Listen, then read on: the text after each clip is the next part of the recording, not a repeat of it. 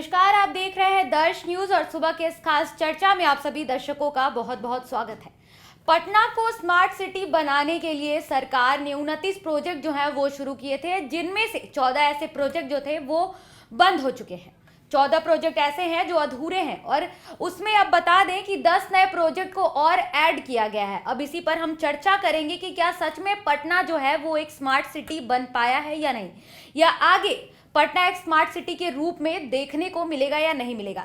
इसी मामले पर चर्चा करने के लिए हमारे साथ हमारे सहयोगी रितेश हैं, हम इनसे बात करेंगे। रितेश, क्या लगता है पटना में स्मार्ट प्रोजेक्ट तैयार किया जा रहा है कि पटना को स्मार्ट सिटी बनाना है, ये धरातल पर कितनी तरीके से दिख रही है? देखिए, स्मार्ट सिटी का जो प्रोजेक्ट है उसे जो 29 टोटल प्रोजेक्ट उसके लिए तय किए गए थे और इसी साल यानी जून 2023 तक उसे कंप्लीट होना था। लेकिन 29 में से जो है 14 अभी भी जो प्रोजेक्ट हैं वो अधूरे हैं। तो अधूरे क्यों है भाई? तो बिहार है, बिहार में हर काम जो है बहुत लेट लतीफ़ी से होता है और स्मार्ट सिटी का जो फंडिंग हो रहा है वो केंद्र सरकार की तरफ से हो रहा है। तो स्मार्ट बनाने के लिए आखिर किस तरह का स्मार्टनेस यहाँ नीतीश कुमार करने वाले हैं, ये तो धरातल पर कुछ भी दिखाई नहीं दे रहा है। और जहाँ तक अभी बात करें तो 14 प्रोजेक्ट जो अधूरे हैं और बाकी जो प्रोजेक्ट पूरे हुए हैं वो भी सही तरीके से मतलब वो संचालित नहीं हो रहे हैं जिस तरीके से होना चाहिए। अभी हाल फिलहाल में स्मार्ट सिटी के तहत देखिए कि चालान काटे जा रहे हैं, ट्रैफिक चालान, तो चालान काटे जा रहे हैं, लेकिन ये जो बोझ है आम जनता पे पड़ रहा है क्योंकि और भी जो व्यवस्थाएं हैं उसको सही नहीं किया गया और सीधे स्मार्ट बनाने लगे। मान लीजिए कि कोई एक व्यक्ति है जो अनपढ़ है, पढ़ा लिखा नहीं है और उसे सूट बूट पहना करके आप कहीं कॉन्फ्रेंस में कहीं उसे बिठा देते हैं कोई स्पीच देने के लिए, तो वो क्या दे पाएगा? नहीं दे पाएगा। तो जाहिर सी बात यही कि स्मार्ट करने के तहत जो है और भी चीज़ें उन्हें करना चाहिए, लेकिन हो नहीं रहा है। मोहल्ले का सड़क देख लीजिए, नाले वगैरह हैं, वो सब कुछ अव्यवस्थित है, कोई भी सही सिस्टम यहाँ काम नहीं कर रहा है। उस बीच जो है 14 प्रोजेक्ट अधूरे ही हैं, 10 और प्रोजेक्ट उसमें नए ऐड ऑन कर दिए गए हैं। तो जो अभी जो कार्यकाल था इतने में ये खत्म हो जाना चाहिए था, अब जो है इसका 1 साल और बढ़ा दिया गया है, 2024 तक है।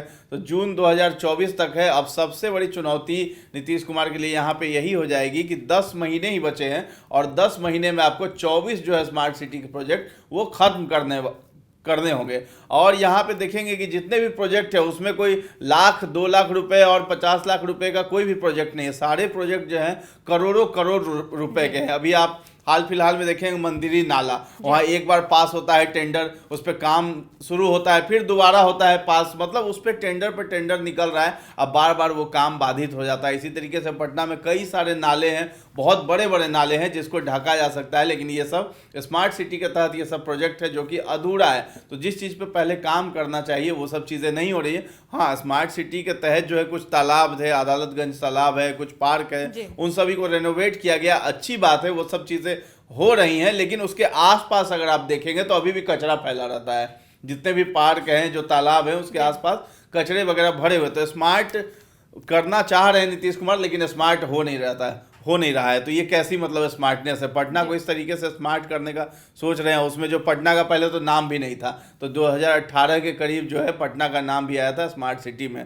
तो हमारे पास यहाँ कुछ लिस्ट भी है जिसमें 34 शहर हैं जिसको स्मार्ट करना है बिहार का, जिसमें कि 2018 में पटना का उसमें नाम शामिल किया गया। लेकिन पटना आप देख सकते हैं कि एकदम नरक जैसा हाल बना हुआ है। मुजफ्फरपुर जिसे स्मार्ट करना है, मुजफ्फरपुर में देखिए अभी हाल फिलहाल में मानसून की बारिश हो रही है और पटना में ये मुजफ्फरपुर में घुटने भर तक पानी वहां पे जमा हो जा रहा है। तो स्मार्ट आखिर कैसे होगा? पटना के भी कई पॉश इलाकों में पानी भरा हुआ है रितेश, तो इसमें क्या कह सकते हैं? नाकामी दिख रही है ना नीतीश कुमार की कहीं ना कहीं, क्योंकि धरातल पर दिखता नहीं है, उन जो भी वो करवा रहे हैं धरातल पर नहीं दिख रहा। वाकई स्मार्ट जो बहुत बड़ा ये मतलब एक सवाल हो जाता है यहाँ पे कि आपको जो अल्टीमेटम दिया जाता है कि भाई इस डेट तक जो है आप इस प्रोजेक्ट को कंप्लीट कर लीजिए, वो हो नहीं रहा है, बस खाना पूर्ति हो रही है उसके नाम पर।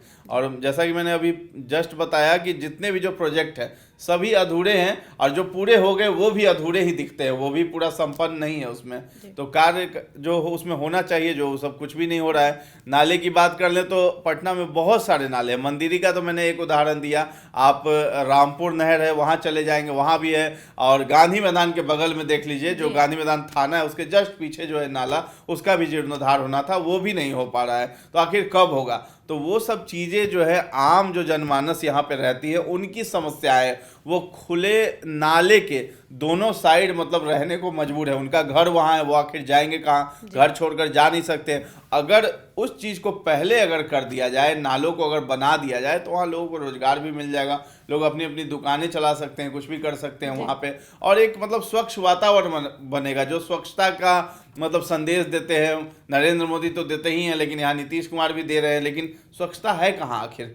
जब नाले खुले हैं शहर में, इतने साल हो गए वो नाले कई एक सालों से खुले ही हैं, 30 साल से ऊपर हो गया है, सारे नाले वैसे ही खुले हुए हैं, उसमें कभी भी कुछ भी हो सकता है, कोई भी घटनाएं हो सकती है, कोई भी व्यक्ति उसमें गिर सकता है, और नाले की गहराई भी अच्छी खासी है, तो उसमें बचने की कोई उम्मीद नहीं है व्यक्ति की। आपने बताया रितेश कि 1 साल का और समय जो है वो बढ़ा दिया गया, एक्सटेंड कर दिया गया। अगर इन 1 सालों में नहीं पूरा होता है तो नीतीश कुमार को क्या देखना देखिए, पड़ेगा? 1 साल, ये 10 महीने बस बचे हैं, और अगर ये पूरा नहीं होता है 24 प्रोजेक्ट, तो केंद्र सरकार से जो है पैसा मिलना बंद हो जाएगा फंडिंग स्मार्ट सिटी के लिए। अब जो है उसके बाद राज्य सरकार को अपना पैसा लगाना पड़ेगा। तो सोचिए कितना ज़्यादा इसका बोझ जो है जनता पे ही पड़ेगा, टैक्स भी जनता से ही लिया जाएगा। अभी भी जो चालान काटे जा रहे हैं उसमें भी बहुत ज़्यादा मोटर व्हीकल एक्ट है, चलिए वो तो केंद्र का मोटर व्हीकल एक्ट बनाया हुआ है, लेकिन यहाँ पे जो जिस तरीके से चालान काटा जा रहा है, बहुत ज़्यादा काटा जा रहा है, तो आम जनता पे बोझ ही है। क्योंकि चौक चौराहे हर जगह जहाँ की गाड़ियों की न तो ज़्यादा स्पीड होती है, और मान लीजिए आप बाजार जा रहे हैं, कुछ खरीदारी करने जा रहे हैं, उस जगह भी जो है आपका ये सब चीज़ चालान काट दिया जाता है बिना हेलमेट के अगर जाते हैं तो। वाकई गली गली मोहल्ले मोहल्ले में कैमरा लगा दिया, तो ये सब चीज़ें बोझ जनता पे ही पड़ रहा है, हर चीज़ का हो रहा है। और देखिए स्मार्ट होने के तहत जो थाने वगैरह है पुलिस के, वो सब बहुत दुरुस्त कर दिए जाते हैं, सरकारी जो ये कार्यालय है वो सब दुरुस्त हो जाते हैं, लेकिन आम जनता को वहाँ सुविधाएं नहीं मिल पा रही है अच्छा से। तो स्मार्टनेस वहाँ पे होना चाहिए, लोगों को डिसिप्लिन सिखाइए, एक सिटी ऐसा हो जो स्वच्छ हो, डिसिप्लिन मैनर में सब लोग चले, तो वो अच्छा है।